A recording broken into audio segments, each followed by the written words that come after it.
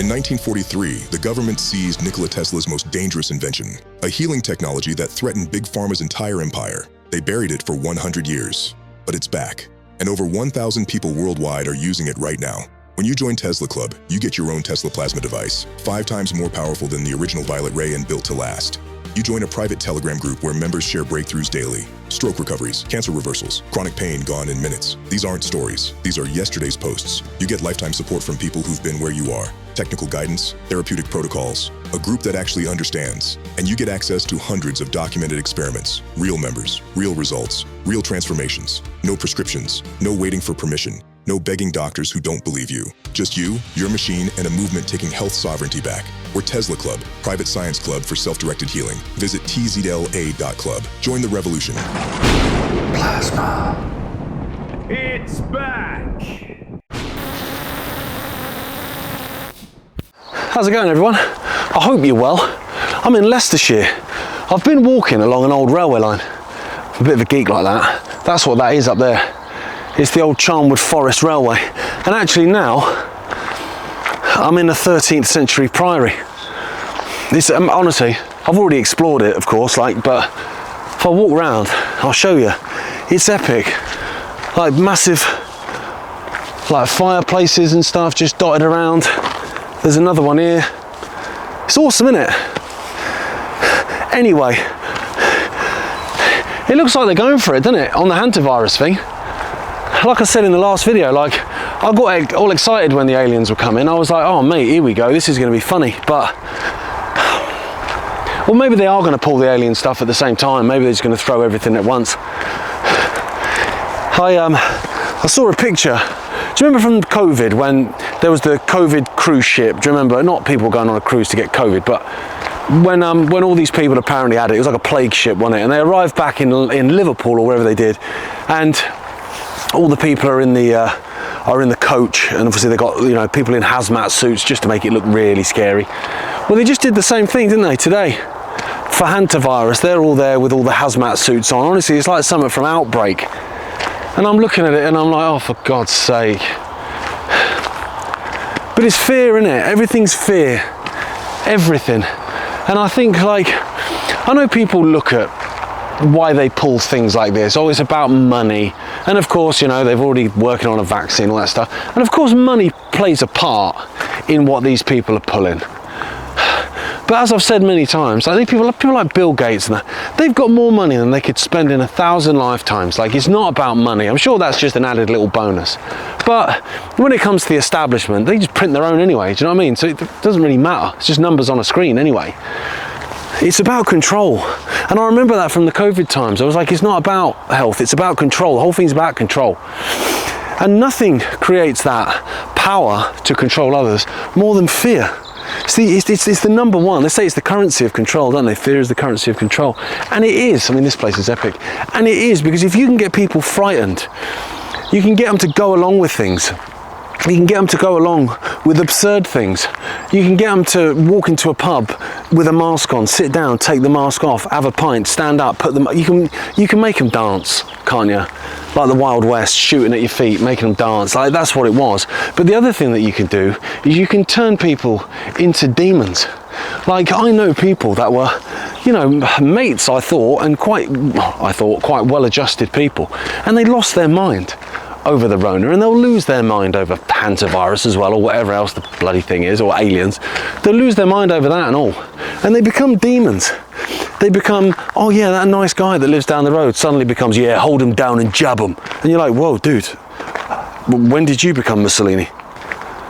But it happens, and it was fear. It's what it does, it's what it creates. It creates that, and you can look at so many situations through history where there's been genocides and stuff, and it's down to creating a fear of them, the fear of othering people. Do you know what I mean? Now, I spoke a few times about the fact that there'd be false flag season, which of course we've seen, to try and push digital ID, which of course they'll do, and there'll be more terrorist attacks and all that kind of stuff. And what I was saying was that what they want is they want everyone to be a potential victim, and they want everyone to be a potential target, because that way everyone fears everyone. So when I was growing up in the 80s, it was the IRA. You're scared of the IRA, they're going to blow up. You walk through a shopping centre and hear an Irish accent. Do you know him? Everyone was panicky Pete, right? Then suddenly, you know, we went through a few other crises that you had to be scared of. Acid rain, I enjoyed that one. We're all going to melt. And then suddenly Islamic terrorism was invented. They deployed that one. Suddenly everyone was scared of anyone with a beard. And that worked for a while. And then of course they pulled the COVID stuff. And so at the moment, you know, you're still supposed to be frightened of Muslims, of course. You're supposed to be frightened of the world ending because of climate change. And they'll create fear in other demographics of, like the Muslim community, they have to be scared of the far right because they're, you know, so everyone's a threat and everyone's a potential victim. That way everyone's scared and everyone's scared of each other, and that's great. And then you think about it, you think, well, so no one's fearing kids then, no one's fearing the elderly, because the chances of a kid, you know, a little kid, a baby, you know, whipping out a gun in a shopping centre is like none. And the chances of an elderly person doing that is pretty much none. But they can give you a virus, can't they? So suddenly, not only are you scared of like fighting age men of whatever demographic you've been conditioned to be frightened of, now suddenly you're frightened of everyone. That baby sneezed. I remember when all the COVID nonsense was going on, I went into Boots, and I was with my little one, and she was about 2. Mine might not even been 2. Anyway, she sneezed. You might have heard me talk about this before. She sneezed because she's a bit under the weather. Do you know what I mean? She sneezed. Oh mate, honestly, it was like someone had shouted bomb. Everyone bloody panicked, and the woman that worked at Boots, she came over. She was laughing because she had a brain. She was laughing at the fact that everyone was nuts. It's like, for goodness sake. But suddenly people are scared of a baby then. Do you know what I mean? You've got to be frightened of everyone. Because everyone's a potential carrier, aren't they? And you're like, I was thinking about that today, and you're like, do you know what? That's perfect, that is. That's perfect. Because suddenly it's not just a situation where you fear specific groups. Now you fear everyone. Because it doesn't matter how old you are, doesn't matter what sex you are, what religion you are, what colour you are, whatever political beliefs you have, you can still give me antivirus.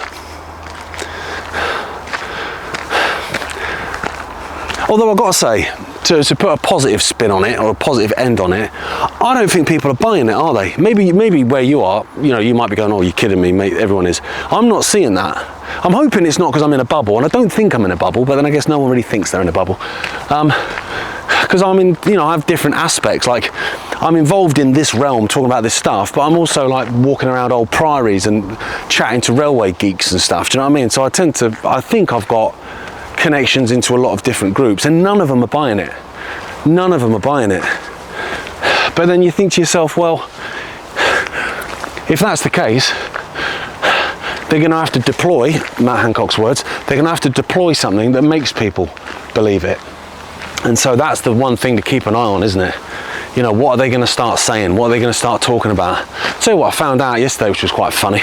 And then it was lots of people going, Glock, is this true? Which always does me head in. But Hunter in Hebrew slang basically, means nonsense, scam, rubbish. Which made me laugh, because it's perfect, isn't it? Scam virus, nonsense virus, rubbish virus. Roll up your sleeves for the rubbish virus. Thank you very much for watching and subscribing to my YouTube channel. If you'd like to take a look at all the other things that I do, the content like weekly shows and documentaries that I create, please check out my Linktree link in the description below.